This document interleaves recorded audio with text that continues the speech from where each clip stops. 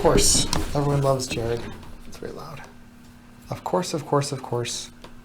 Is that what you tell yourself in the mirror every morning? I don't gotta tell myself. I just know. You just know? I just know. It's just a known thing. Yeah. You just walk around with this cloud of confidence. Because you know. I just know. Welcome to How to Real Estate Podcast, a podcast to help you start, elevate, and catapult your real estate investing career. Don't forget to like and subscribe and hit that notification bell so you don't miss out on any new podcast that we post every single Monday. Jared tested. Jana approved. Hey guys, welcome to How to Real Estate Podcast. This is really exciting. This is our first podcast ever. Well, it's not entirely it's our first that you're going to see. We've recorded. It's our first podcast ever. It's our first podcast ever. As far as you guys are concerned. Dang it. It's our first podcast ever. And we'd like you guys to join us while we fumble through it. It's on our first. Anyways. I want to talk to you a little bit. This podcast, this particular episode is to express, first of all, what are our goals for this podcast? I mean, why do you want to listen to this podcast? Why? I mean, what is it going to provide? How often are we going to post? What type of people or guests we're going to have on? And so we want to have all that clear and also give a good introduction of who we are and why should you guys even listen to us in the first place? And the answer is you probably shouldn't, but here we are anyways. Here we are.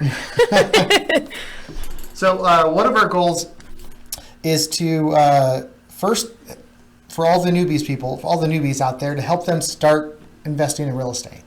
Right? There's so many things when you're first starting out, you really have no idea what you're doing, and I still don't know what I'm doing. I'm still doing it. There's so much more to learn, and so to get the find it tuning and extra encouragement and extra knowledge to actually start doing it instead of just listening to podcasts and going on the forums all day, you actually be able to do it. And for those that are actually doing real estate, to provide extra strategies that you may or may not even, I've been doing this for quite a few years, and one of our guests gave us a new strategy I wasn't even fully aware of. So that type of stuff is, even if you've experienced or new, this podcast is for both of you.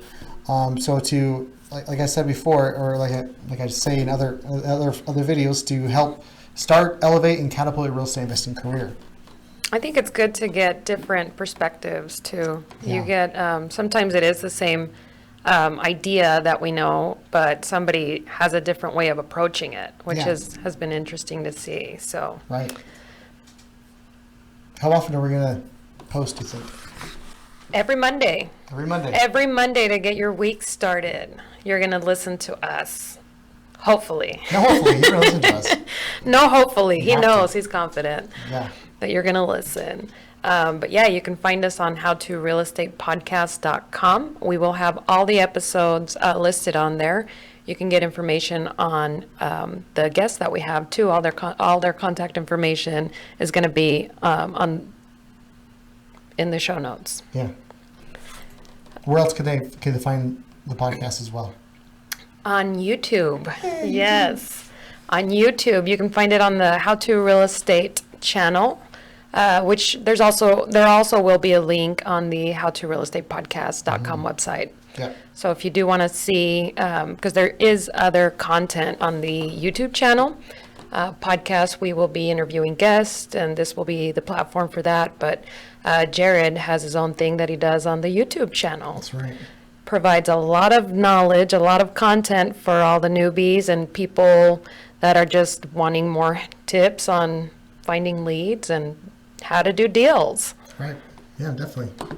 So Jared, how about you tell us a little bit about yourself, your background? Why don't we talk a little bit about our guests? What kind of guests we're going to have before we jump into that? Okay. Because we're still talking about the podcast. So our guests we're going to have are from all fashions of real estate. So we want to have a broad view of the real estate field. I mean, we're going to be anywhere from photographers up to people doing multi-million-dollar investing. You know, all in between.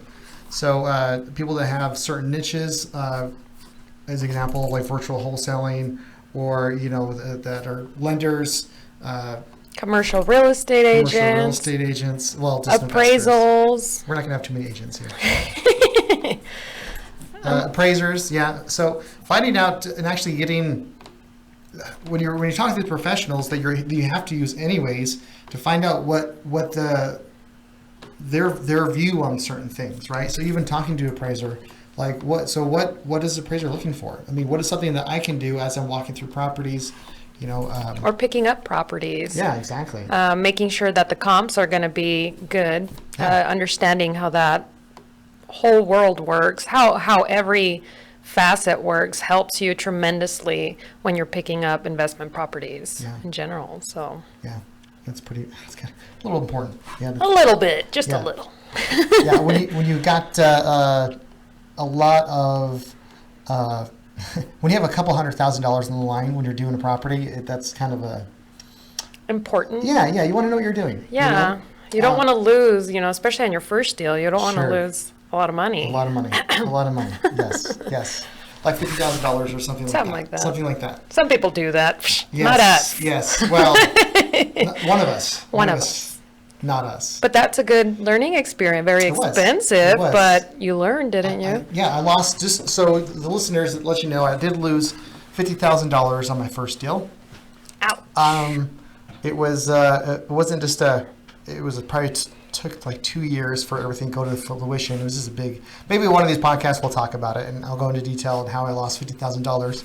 But I'd much rather talk about the deals where I made $50,000. But it's the things that you learn, when you're doing things. And so one of the reasons why we're even doing this, for one, karma. I mean, you give stuff out there, but also I want to provide more content out there. There's plenty of other podcasts, real estate podcasts out there.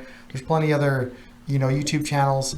But I just want more content out there of stuff that I wish that I had stuff that I wish I knew when I was first starting out.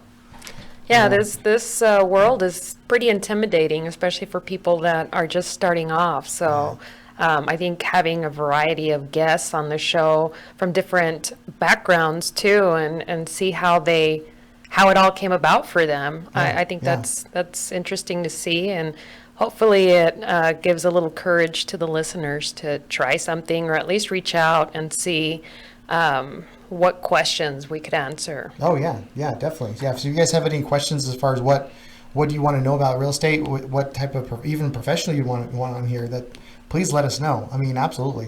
We want to be as interactive as possible. If you put a comment, we will respond. Like that, I promise you right here now.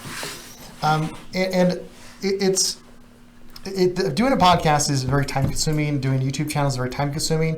But I'm a firm believer in what you put out in the world, it comes back to you. Definitely. I mean, just to give an example of why I even do this, and is when a year and a half ago or so, a lot of people are asking me, how am I finding so many deals? How am I finding them? How am I contacting them? How do I find out the phone numbers? And so I did a short, 15, 20-minute video of how do I find leads. So I did like a screenshot. I showed went to the county records, and this is how I find out who the owner is, and this is how I find out, the phone numbers. And I just put all the information in there, and I just shared it with no intention, okay, if you guys want to learn more, come sign up for my course. Nothing like that at all. It's just providing value, yeah. Providing value. And so my brother, he's the smarter one of between us two, that's for sure. Don't tell him that. So if you're listening, Dave, cover your ears. No, he's the smarter one of us, and so he's a computer programmer, just like you, right? And so he said I can write a program that does all that stuff, because it took me like 10, 15 minutes to find one lead with a phone number, all their information, right? And so I can do that in an instant. And so that branched out an entire other business. So I have a lead generation company, silverbackleads.com, which we generate thousands and thousands of leads of people that are motivated to sell. Like people file for divorce on Wednesday. That next, within 7 days, my customers and I have their contact information and their address and everything. So it's just providing value. Literally just being nice and trying to share and help people literally provided an entire another business for me and my family for income. So that's just Another caveat, obviously that's pretty extreme. Like that, I mean, if you share value something, you're not going to get You're not going to get a business out of it. exactly. My Unless you're lucky. Yeah. Your ROI is through the roof on that one. It was. That 20 minutes with ROI and that 20 minutes was pretty dang good. I'm not going to lie. So, but still, even in intermittent, it's just helping people out. I mean, I don't know. That's just my vision and why. Well, and me and Jana both wanted to start this out just to help people out and to give them value. It's in a nutshell. Yeah, it's important to what we learn. I mean, there's so much that I learn now, and that I still continue learning, even if it's real estate related or not. That you just look out to the world and think, why did nobody tell me this? Yes, even years afterwards, even years of investing, there's certain things like, well, I've been in this for years. Why did anyone tell me this? Yeah, it's so true. And so just spreading that knowledge, I mean, it helps everybody out, not just us. It doesn't, give us anything back in return right away. It's not like we're getting paid to do this. We're accepting sponsors. There's application on the website. Yeah. But yeah, just being able to share that knowledge, and then because when you're working with somebody that knows what they're doing too, it just makes everything easier too. Yeah, absolutely. And it's a win-win for everybody. You don't have to know everything. You just have to know someone that knows what you don't know. Yeah. I mean, so surrounding myself with professionals to actually know what they're doing has been a big key to my success too. So. Wow. Like? Well, like real estate attorneys, for example. So I know I build the correct entity when I'm doing deals. I mean, so if I have a buy and hold, I want to put it in an S corp, or I want to put it in an LLC. So There's a lot. Yeah, there's a lot of nuance to it. Even for taxes, is just a prime example. I'm not going to go through and get a degree in taxes and study everything. Just to do your own. Yeah, exactly. I mean, it makes no sense. Yeah. So you're going to go get your doctorate when we're sick too. That's why we rely on other people, and it's not a weakness. It's actually a strength to reach out to the people that are experts in certain fields. Amen to that, sister. Yep. So how did you start in real estate?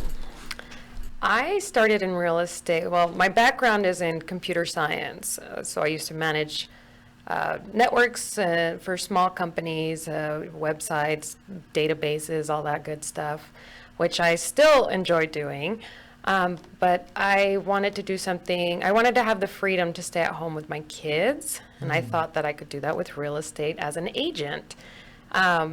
Not the case. It's very time consuming because we have to be available for the clients. We got to work around their schedule.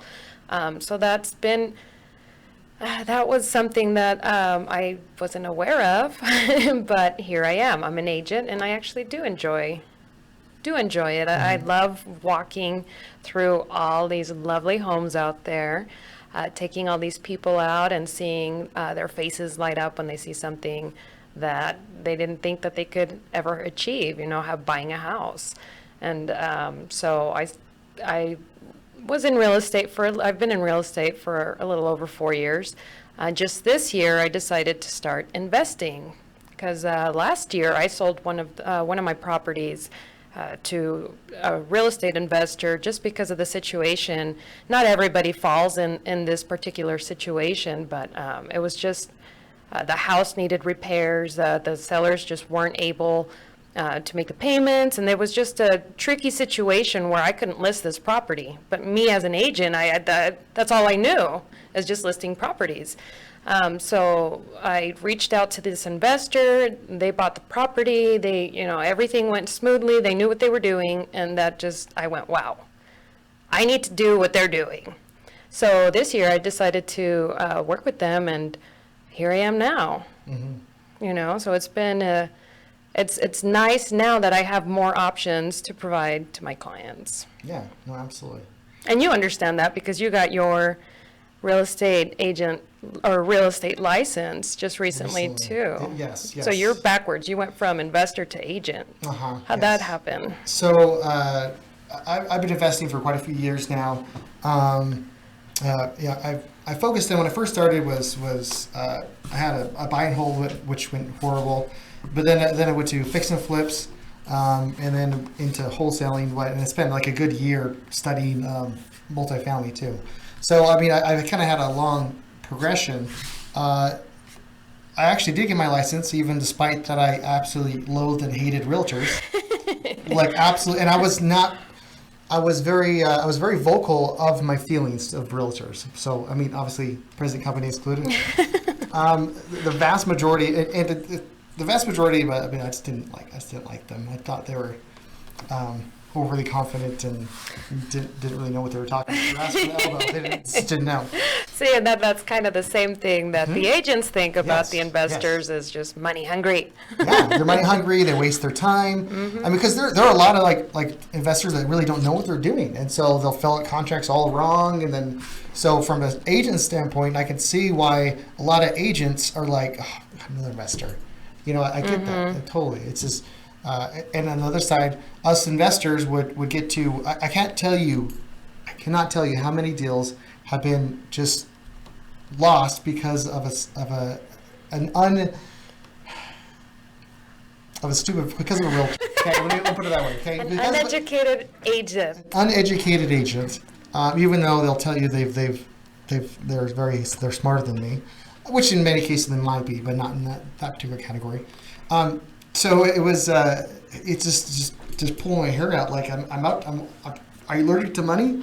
Like I literally was like, I told him, do you not want money? You're gonna make money if we do this transaction. I mean, what's going on? It's good for your age. I mean, it was just mind-boggling how, and most of that happens when you're trying to do something creative.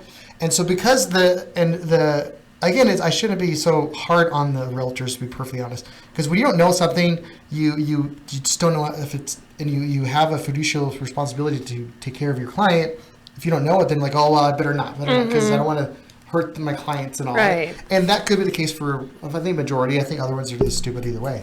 But for the majority, they just don't know what it is. So if you're doing seller financing or doing something creative, like your sandwich lease option, whatever it may be, they'll kill the idea because they don't know enough about it. So as an investor, I spent a lot of time actually trying to educate realtors, and it's usually the buyers. Because the realtors, when I did use, before I was an agent, I would get realtors that would invest in real estate too, and they knew what they were doing. And so, but then and half the time I would I would just be like, I wouldn't use realtors as much as little as I could, but I went on a little tangent there. But you had to kind of try to educate, and because as an investor, you're trying to educate this realtor on how seller financing works and the benefits, like the tax benefits, and like they're going to make $100,000 more over the course of the next 10 years. And then try to explain that to them, and then they are trying to explain it to the seller. And so when you have someone that it's like kind of thinks it's a decent idea, but they don't really fully understand it, trying to explain it to someone. Yeah. I mean, it's just not conducive to. It's like playing telephone or yes. Yeah. And it's just, By the time it reaches the other end, it's like, what? Right. What is that you're trying to sell me? So I mean, the vast majority of my deals that I do. Honestly, 95% of it is off market. There's no realtor involved except for me, for the most part, unless the seller is like a realtor for whatever reason. So I having face-to-face interaction with the seller, it's so powerful. I mean, you can actually build a connection with them. You can do so much. You have the ability to educate them about seller financing, for example. You can tell them like the benefits, like you're going to pay less in taxes, you're going to get more money. You can go in details and answer their questions right then and there. That's the big thing, is being able to answer their questions that everybody has when they're getting explained seller finance. Right. Even the agents. Yes, exactly. Some agents, not all.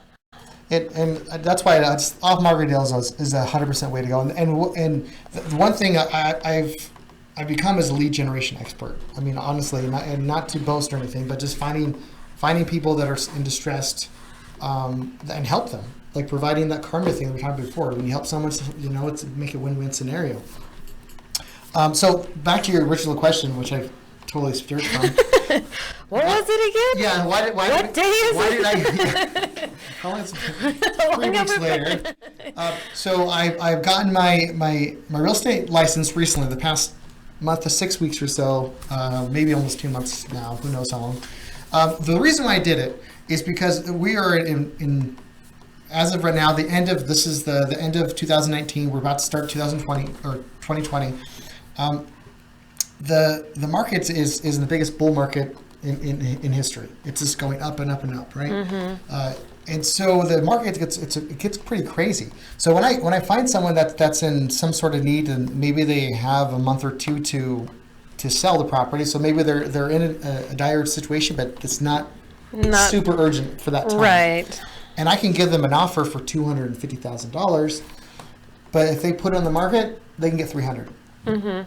And it's not like I don't want to give them $300,000. It just doesn't make sense for my numbers. Right. Like I won't be able to make any money on that. And so I'm never going to lie to someone. I'm not going to say, "Oh, you'll never get that." But There's time. Well, yeah, because as investors, I mean, it doesn't make sense for us to buy a home that doesn't need any repair or doesn't need. Well, even it does repair, because even if they can get $300,000 now and repair it, you Right. can get maybe $375,000. A little more, yeah. Right? Or depending on how bad it is, right? Right. But just the market's so crazy right now. I just wanted another tool in my tool belt, and that's what this podcast was actually going to do. It's going to give you tools in your tool belt.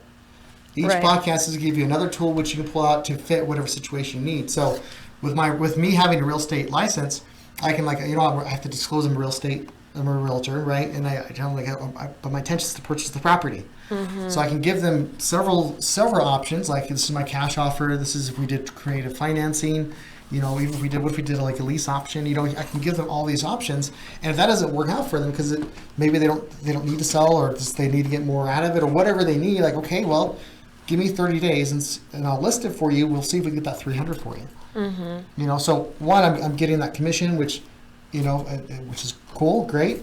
And I'm also to be able to help them, because I've already been in an hour. I'm already in their home for over an hour. Right. At that point. Yeah. As without your license, you would have just walked out, Exactly. without being able to help them list the home. Right. I mean, I would give them a referral as far as of a realtor. Right. Everyone and their dog knows a realtor. So 90% of the time they would just be like, "Oh yeah, my cousin's a realtor." Like, okay, cool. Yeah. But with a lot of times when you're building that confidence of showing that you are an expert and you can not just fit. Not only can you list it, but you can do other things in case. Right. And so. Like, here, let's try listing it. If it doesn't sell, hey, at least I'm always here. Right. Yeah. If it doesn't sell, you can put the emergency button. Bam. Okay, Jared's gonna buy it for $250. Yeah. I mean. Let's at least try it. Yeah, exactly. So at least try it and get it going. So that's 20 minutes later. That's why I got my real estate license. Oh, whew. Yeah. That was a long one. I go in tangents. So No, but that's good. That's how I feel now. It's not only do I do what I'm doing as an agent, but now I have all these other tools with the creative financing that I could offer these clients cash too. offering, Yeah, cash offers, all the connections, all the networking I've done. I'm able to provide other services, not just listing their property, yeah. which is very helpful in situations where people are in dire need to get out of their home. Right. So. Yeah. No. Absolutely. So you said you started because you want to spend more time with your family, right? The reason, I tell you why. I talk too much, but I guess it's a podcast, so I guess that makes me perfect for a podcast, I suppose. The reason why I even started real estate, I actually came from a retail background. I worked at the biggest store retailer in the nation, Walmart, and so I worked for Walmart for over 12 years. It's a long time. That's a long time to be anywhere, to do anything, for one thing, So I worked for Walmart for 12 years. I was a manager there. I was a co-manager for quite a few years. And I basically started as a cashier and promoted, just went up the ladder throughout the whole course. I moved to 3 different stores. But the thing is and many of the listeners I'm sure can relate, the holidays is the busiest time. And so, and for the vast majority of my 12 years, I was salary. And so they owned you. They owned me 100%. There was just no ifs, ands, or buts. I mean, if I wanted to keep on working there, I'm working. You're working whenever they want. The 12, 13-hour days. and it wasn't. I don't want to paint it like it was just so horrible. I hated my life. I actually enjoyed the work I did. I enjoyed talking to people. No surprise there. I enjoyed finding solutions to problems, which again this leads right into what I'm doing now. And I was very good at putting out fires, And so I did it. There was the point where I did enjoy. I mean, I wasn't like miserable in my job. I knew what I got myself into. I knew about the 12 hours, but when my last daughter, when my wife got pregnant with our last child, we had 3 kids. And so we have a son and 2 girls. So my last of my daughter, she's gonna spoil around me, I guarantee it. She hugs me and I'm like, I'll buy you a car. She's very small, but still. Anyways, when she got pregnant, there was like an 8-year gap between the first 2 kids and this last one, and so I kind of had an inventory, like, how much did I miss of my first 2 children? Like I missed the walking the first steps. I missed, the first. Well, I didn't miss the first word because both of them said dad. But probably because, like, who was dad? That's probably what they were saying. Yeah, I heard this weird word, dad. I mean, is that a thing? But I missed so much with my kids. The Christmas openings, and because I work overnights in Christmas, they would send me to overnights because Jared, you make this happen. Right. You got it. And so I missed so much, and I knew something had to change. Something had to change. And so I actually stepped down from my salary management position, got into an hourly management position, which was a dramatic improvement. I took like $10,000 cut, which I thought was way more, but that's great. But it wasn't sustainable. I wanted something, like you said, I wanted to spend more time with my family. I wanted to be with them more and stay at home. And so a friend of mine invited me to a networking group, a real estate, and I went, and my mind was just freaking blown. Yeah. It was just like, why didn't anyone tell me this? I was like almost mad. Mm-hmm. And so I paid attention. I started to, I got educated. I surrounded myself with like-minded individuals, and I cut the negative people out of my life. Yeah. And that's a big one. That's a big step to take, is to change the people around you. Because a lot of that, it could be family, it could be lifelong friends, or whatever the case may be. But if they're just bringing you down. Yeah. If the majority of the things that come out of their mouth is negative, you don't want that in your life. No. And it's hard to, like, a lot of people could be like their brother or the mom, whatever, could be that negative person. Mm-hmm. So you can't necessarily cut them out 100%. The vast, watch me. Yeah, right. But even like reducing the time you're around those other people. You know what I mean? So if it is like your brother that's bringing you down, my brother's great, but I'm just saying. But like, if it is like your brother bringing you down, sister, aunt, uncle, you can't cut them out of your life 100%. Well, you could, but you probably shouldn't. Maybe you should. I don't know. Your own choices. But maybe you just reduce, like, only see them once a month and only for a certain amount of time. Or even like your long childhood friend that's, like your grandfathered in as far as friendship Godfathered in, goes. I like it. But you just reduce the time. So instead of going to drink with them every weekend, cut it once a month or once every month. Just say like, hey man, I want to focus on my family, focus on this, whatever it is. Mm-hmm. And so that you can, and make sure you fill, which will create a vacuum, because there's, and then just make sure you're finding people, going to networking events to fill in that gap. Mm-hmm. Finding people that are doing what you want to do.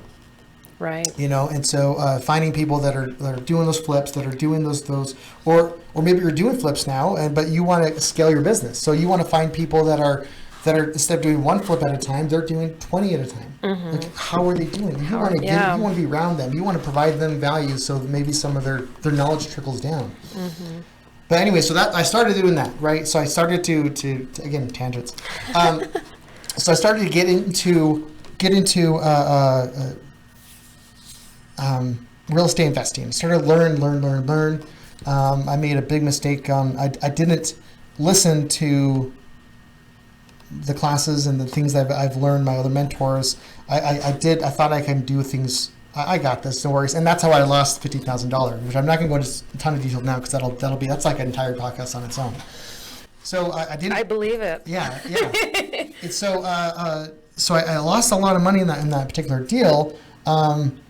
but there was a lot of learning along the way. So, but I did get into multifamily and fix and flips, and slowly started to build up what my and every flip, every deal, every wholesale, I've learned more about it. It's just I just learned something else. Oh, that's what I realized out there. I got to make sure I inspect the floors because we termites or whatever it could be. I learned something more, and so eventually I was able to quit my job at Walmart, and I did the grind on the side. It was just. How long did that take from the moment that you started doing Yeah. the investing to the time that you're like, see ya, Walmart? Peace out, Walmart. It's a little over a year, I think.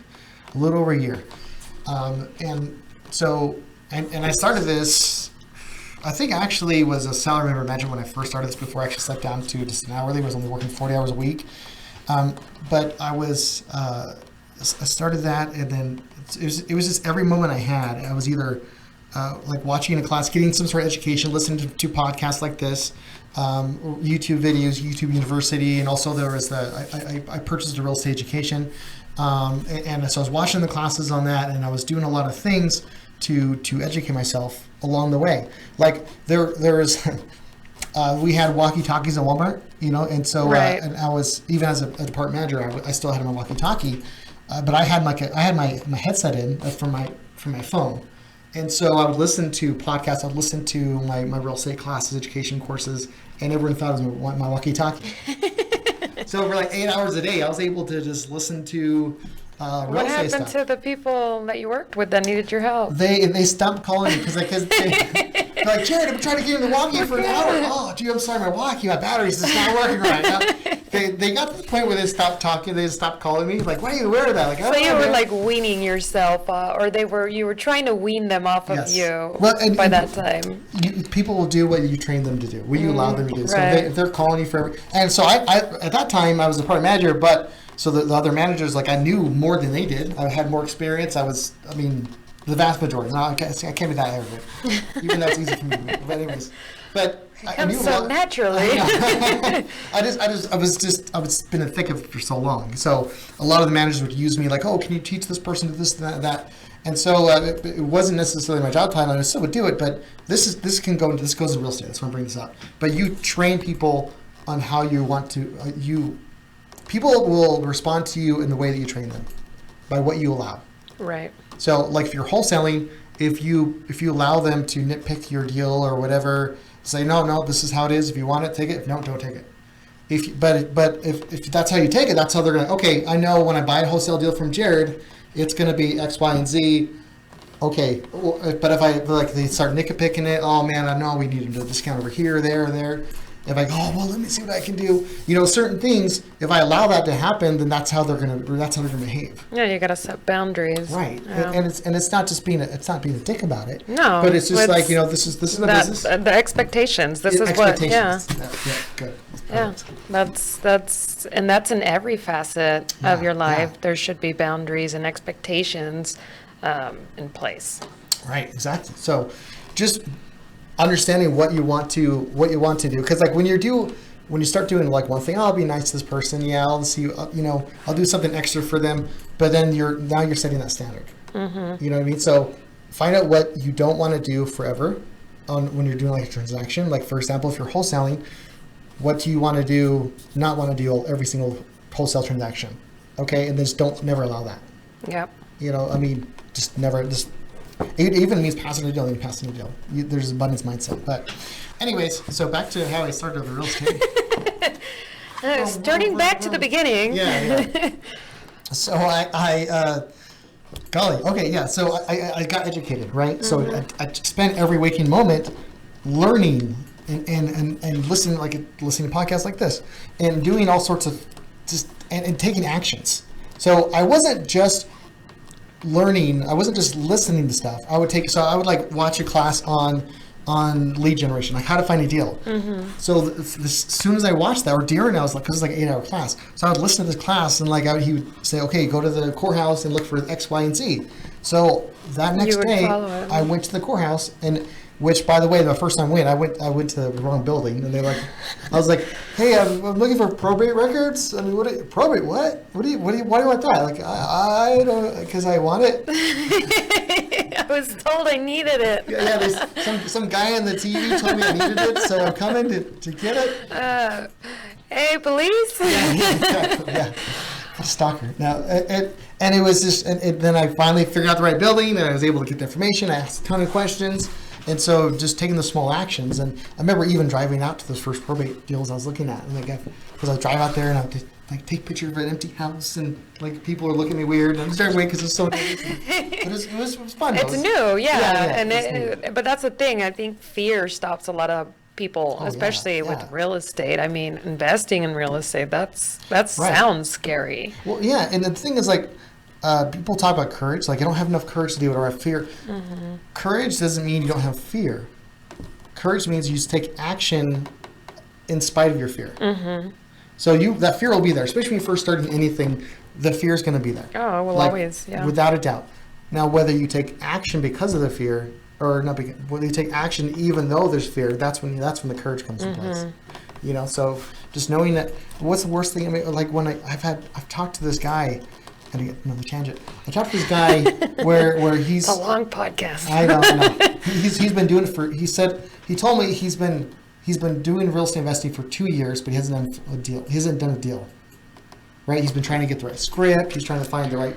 Oh, wow. And so I told him and I asked him can I have permission to give you some criticism? And he said, yeah. And this is over messages, and I was like, you haven't been doing real estate for 2 years. You've been thinking about doing it for 2 years. It's like, well, yeah, that's true. I mean, if you're so worried about everything needs to be perfect, perfectionism is the cancer of productivity. Mm-hmm. It really, like, people just like have to know everything. What if they ask me this? I have to find an answer. You know, and what if they tell me no? Then they tell you no. Yeah. They're going to tell you no. We had a guest. Rejection. That's again the fear. It's the fear of rejection too. Right, because like if they tell me no, what then if I'm they not say good no? at this, Yeah. and I'm not like when you knock on that door, you don't have a deal, right?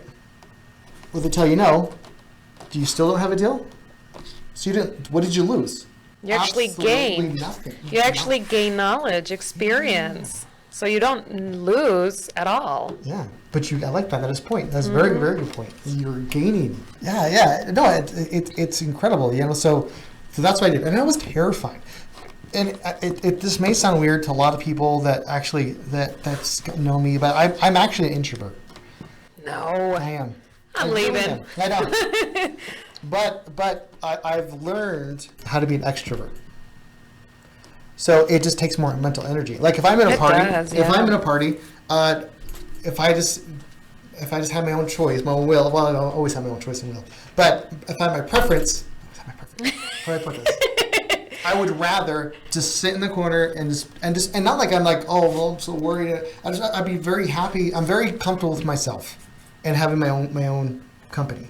Like I'm not totally cool with just chilling by myself, sitting on the couch. Striking up your own conversation. Yeah. I talk to myself. That's good. You know, I answer myself, and people usually leave me alone after that. Yeah. But that's a great way. That's a great strategy. Yeah, to be left alone. Yeah, exactly. Instead of eating, onion, just eat an onion a day. Everyone will keep you away. Everyone will stay away.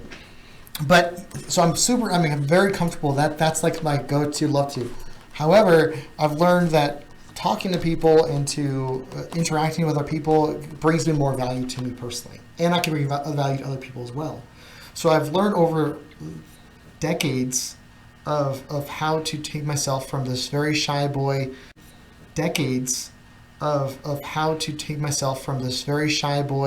where I mean, my wife asked me out on a first date. Otherwise, I never would have asked her out.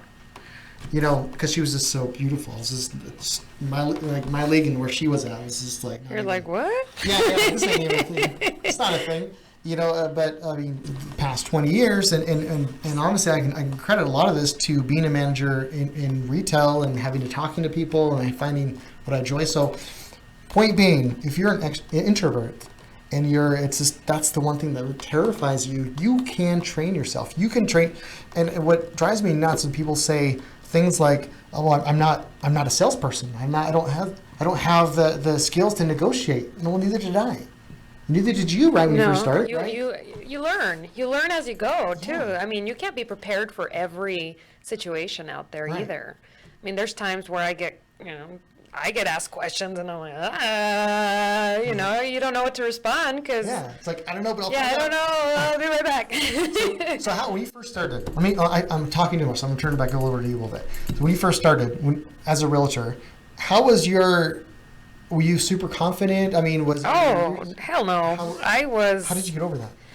Just doing it. Just getting out there and just doing it and putting myself in uncomfortable situations too. I like that. That was a big thing. I had to, very much like you, very introverted, but I had to come out of the shell, at least in those situations. Yes, Because, yes. if you're shy and quiet, people assume that, you don't know what you're doing. Yeah, You have to exude confidence when you're talking to somebody, because then that puts them at ease that you know what you're talking about too. Exactly. So all it really took just putting myself in situations and not always like knocking on people's doors. Hey, let me in. I need to get over my fear, but just being in social settings and approaching people, talking to strangers and things like that have helped greatly. Also, that increases your confidence. You're like, oh yeah, that wasn't too bad. Yeah. Hey, I'm gonna go say, that lady over there looks really nice in her dress, and just go compliment that lady and. Oh. I tried that. That's how I got maced. But Yeah, not you. Oh, okay, sorry. But yeah, just putting yourself in situations like that, I think, helps greatly. Yeah. But the other thing I did want to bring up is if people are stuck in situations like that where they're just, they have an idea of how to do what it is that they want to do, but maybe it's fear holding them back, or they're just a little unsure and they just need a little nudge. Get a mentor. Right. Get a mentor, and there's nothing wrong with getting a mentor. Get a few mentors, learn from different people, put yourself in that situation where, just learn from others. And by the way, I do have a video of how to find a mentor on my YouTube channel, How to Real Estate. So getting a mentor sounds like, how do I do that? But there's ways to do it where you don't have to pay anyone any money too, Yeah. if you're smart about it. Where was I? Oh, I was talking about my story, right? How I started. No, I think you were over. I think we get it. Yeah, you get the idea. I think we get the idea I of can how talk that about 12 happened. more hours if you want. Maybe we should have a marathon one day. We should. I think you could do that. I think it could be really good. I'll take naps every now and then. Okay, Or let's keep going. you probably won't even notice. I'm There's a done. Guinness World Records I actually want to break. It's actually in the book. It's the longest real estate lesson. Are you serious? It's actually in there, but no one has actually attempted to break it. So I have to find out How- what the longest current one is, and then just break it. You must have a lot of time on your I hands. think I'm the guy. Maybe it'll be like a 24-hour podcast. Break it up. Anyways, We'd have to have like a prize at the end of that for whoever gets through it. yeah. Well, I don't think anyone's going to stay the whole thing. There's just no way. They'll come in every couple hours. I don't know if it'd have to be a very enticing prize at the end. I don't know. Well, the prize is knowledge. Because if they spend, I don't if know, if for I'm talking 24 If I'm talking 24 hours, and then they're just watching it, that's the next, every morning they listen to an hour of it. They're getting a lot of stuff. You ruined it. You don't got to sit down. You ruined it. I was envisioning 24 hours straight. They have to get it done. No, like me, I would have to be giving it 24 hours. straight, Yeah. not just like an hour here, then I'm going to upload the other hour. I have to be talking straight. And that is the How to Real Estate anyways. podcast. Yeah. I hope you enjoyed it. Yeah, it was fun. I think the rest of our podcast, we're going to have a guest from all facets of real estate. I think we're going to sprinkle in some just us talking, just us podcasts in there, sharing our personal experiences, personal strategies, just as we go. I don't know if we have anything, maybe once a month or something. We'll figure something out. I don't know. But we'll have more of this. If you guys like this type of stuff and rather have us just go off and see me go on tangents instead of having a guest, why don't you put in the comments, let us know. Yeah. Like and subscribe if you're watching this on YouTube, and if you're listening to any podcast format. Make sure that you give us you rate us to whatever the highest stars are, and share. Hit that share button on every facet. We'll see you guys next Monday. Yes, we'll see you guys next Monday. We hope you liked that podcast. Stay tuned for next Monday for a brand new podcast and a brand new guest. Make sure to like, subscribe, and share.